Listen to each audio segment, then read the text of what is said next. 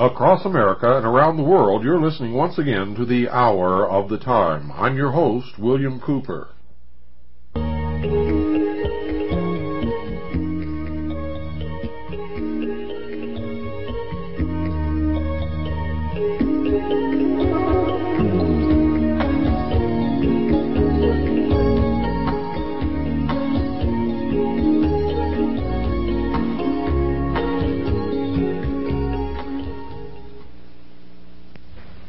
Is there a group of men and women out there who are secretly controlling our finances, our media, communications, and every aspect of our lives? Well, my two guests think that there very well might be. We have Jordan Maxwell, who has made an appearance in Ancient Mysteries of the Bible on CBS with William Devane hosting it, and he's agreed to come back and do the sequel. And we have Anthony J. Hilder of Radio Free World. Jordan Maxwell's name, there's a quote that I'd like to bring to your attention, and I'd like to start off with Jordan answering this. It is probable that most of the public figures and military men involved in the secret scheme are unaware of the real goals or who is really behind it. Jordan, I've got to ask, what's going on here? Well, let's start with a term that we're hearing quite a bit about in the last couple of years, the New World Order.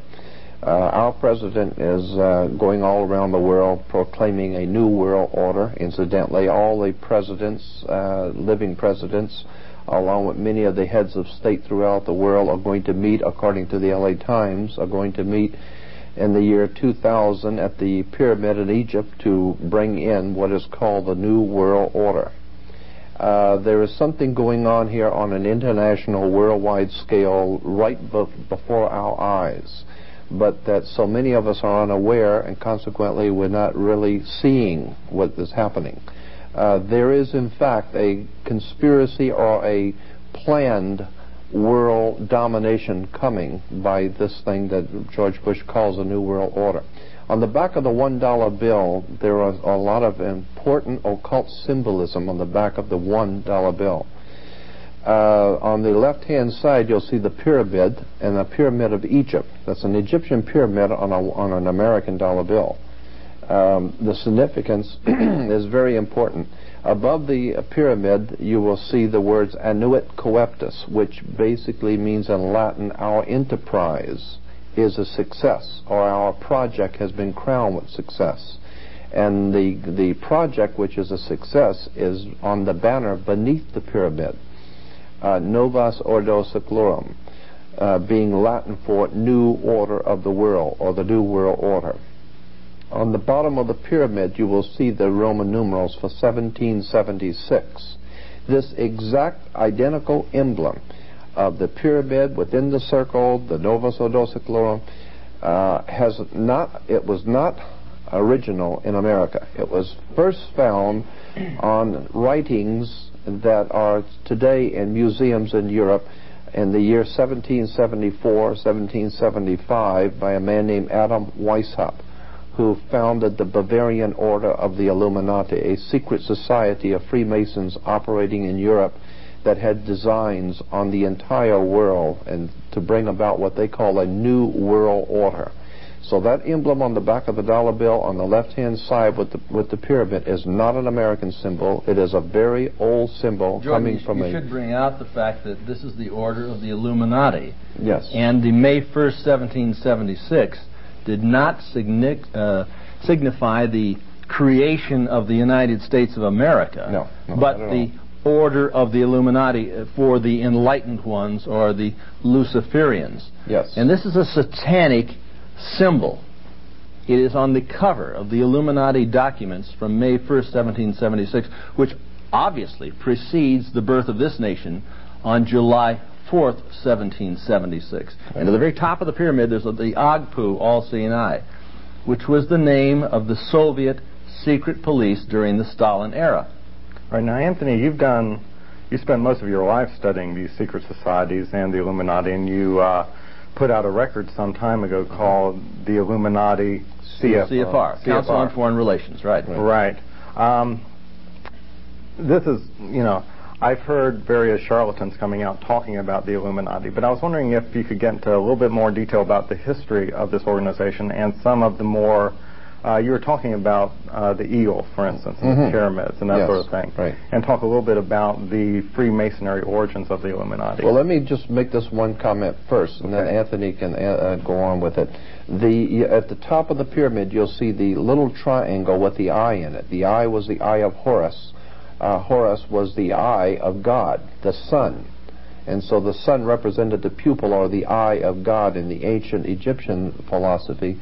And that's why you'll see the light emanating from around the eye. So it's the worship of light, Luciferianism. It's the worship of the coming forth of light into the world. And therefore our masters, these manipulating masters behind the scenes of world government who are manipulating all peoples, consider themselves to be enlightened despots, enlightened people.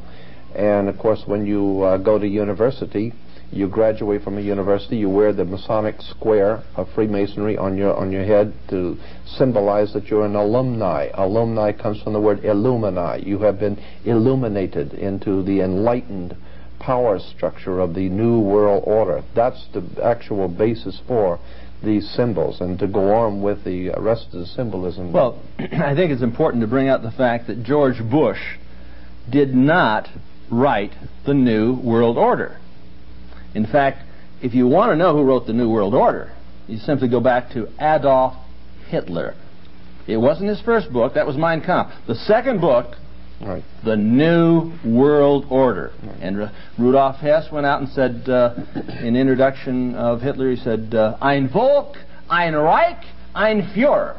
One world, one race, one ruler. That's what this whole United Nations is all about, and I'm for a free world. That's in total opposition to the New World Order. Well, Bush's New World Order may have come from Adolf Hitler, but Bill Clinton's New Covenant clearly comes from the Old Testament. All right, now, the New Covenant, that is a catchphrase. That is a term which has been used for at least 500 years by a secret society of Freemasons in Europe called the British Israel World Federation.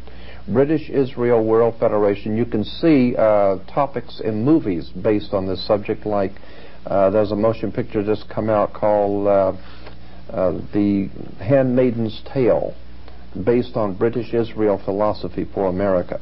A secret society of Freemasons promoting something that is called, as far back as 500 years ago, British Israel philosophy, Anglo-Israel philosophy, which is tying in the Old Testament governmental system to be the basis for a new world order in the coming future. And that's why the symbolism... Clinton went to Oxford. And it has to do with Rhodes Scholar. Right. The Rhodes Scholarship Foundation, and this whole thing of a new covenant comes directly from British Israel Freemasonry. Rhodes Scholar, the Rhodes Scholarship of England. So that we can get into that. We can get into all of the occult significance of the Democratic Party, his term of the covenant, the new covenant. And Cecil Rhodes is the founder of Rhodesia. That's where Rhodesia got its name. And we had a little thing called the Round Table, and some of these Luciferian groups. And I say Luciferian, I mean it. Like George Bush is a member of the Skull and Bones. Yeah. Now, in the Skull and Bones fraternity, this is the Faustian financial fraternity that started up at Yale University.